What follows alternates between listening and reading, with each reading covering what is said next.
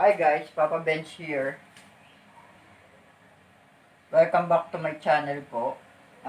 Kung hindi pa po kayo nakasubscribe sa aking YouTube channel, please click the subscribe button at notification bell para lagi po kayong updated sa aking mga videos po. Ang gagawin po natin ngayon ay ang ating panel gauge. I-invert po natin ito into black po. Ang kailangan po natin gawin, tanggalin po itong harapan, itong front cowling. Unahin po muna natin ang windshield, front cowling, at yung panel gauge. Okay? Gawin na po natin ngayon, no? Para po na siya ganun. Step by step ko po sa inyo kung anong gagawin. Okay? Diyan lang po kayo, ha?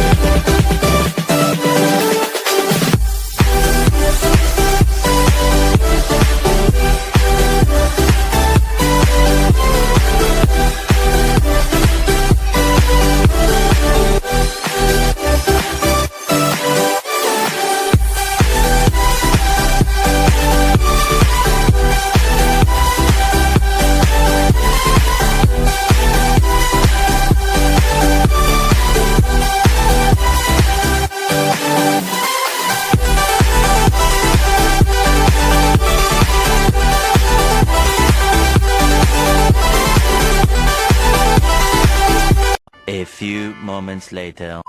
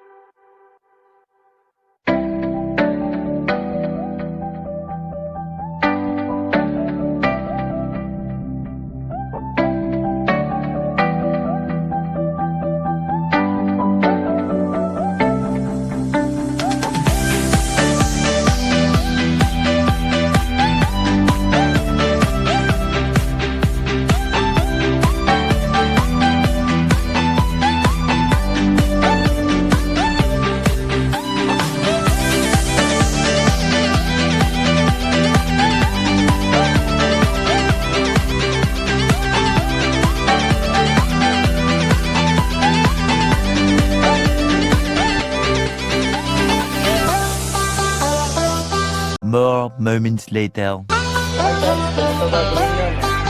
Ito, babaliktad mo lang. Itong hindi mo gagawin mo. Gagawin mo lang.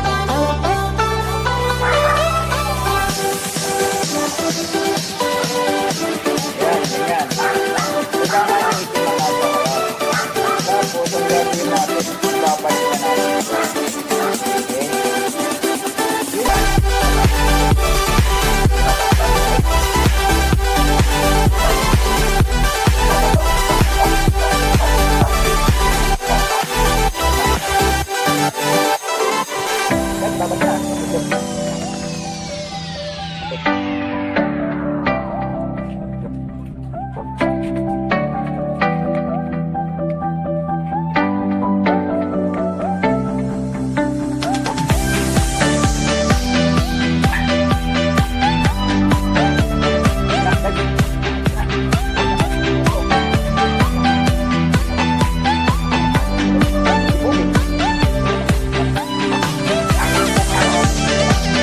Video, no?